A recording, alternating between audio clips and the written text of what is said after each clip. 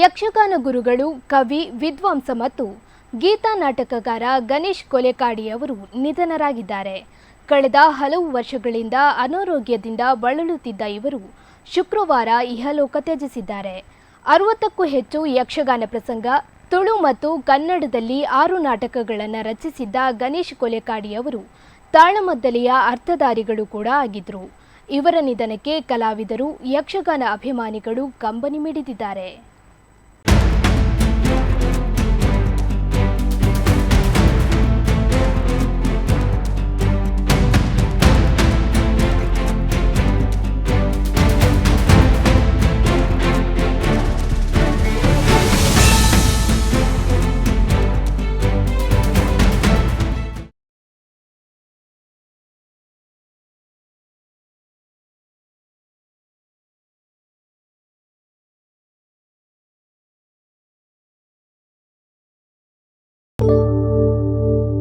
ಒಂದು ಹೆಜ್ಜೆಯಿಂದ ಬದಲಾವಣೆ ಆರಂಭ. ಆ ಹೆಜ್ಜೆ ಇಲ್ಲಿಂದಲೇ ಪ್ರಾರಂಭ. ನಾವೆಲ್ಲ ಒಟ್ಟಿಗೆ ಸೇರಿ ಮುಂದಿನ ಭವಿಷ್ಯವನ್ನು ಕಟ್ಟೋಣ. ನಮ್ಮ ಅವಶ್ಯಕತೆ ಇರುವವರ ಜೊತೆ ನಾವು ನಿಲ್ಲುತ್ತೇವೆ. ಹಸಿದವರಿಗೆ ಅನ್ನದ ಜೊತೆ ಪ್ರೀತಿ, ಕಾಳಜಿ, ಬೆಂಬಲ ನೀಡುತ್ತೇವೆ. ಅಗತ್ಯ ಇದ್ದವರ ಬಳಿ ಹೋಗಿ ಶಿಕ್ಷಣ ನೀಡಿ ಅವರ ಬದುಕನ್ನ ಹಸನಾಗಿಸಿ ಕನಸು ನನಸಾಗಿಸುವ ಭರವಸೆ ನೀಡುತ್ತೇವೆ. ಎಲ್ಲ ಹಳ್ಳಿಗಳನ್ನು ಗುರುತಿಸಿ, ಗೌರವಿಸಿ, ಕಾಳಜಿ ವಹಿಸುತ್ತೇವೆ. ಪ್ರತಿಯೊಬ್ಬರ ಜೀವನವನ್ನು ಕಾಳಜಿ ಮಾಡುತ್ತೇವೆ. ಯಾಕೆಂದ್ರೆ ಯಾರೂ ಹಿಂದುಳಿಯಬಾರದು. ಪ್ರತಿಯೊಬ್ಬರ ಬದುಕನ್ನು ಗೌರವಿಸುತ್ತೇವೆ. ಯಾಕೆಂದ್ರೆ ಎಲ್ಲರ ಜೀವನವೂ ಅಮೂಲ್ಯ. ಗಿಡಗಳನ್ನ ನೆಟ್ಟು ಹಸಿರು ಬೆಳಕಿನ ಪ್ರಪಂಚ ನಿರ್ಮಿಸುತ್ತೇವೆ.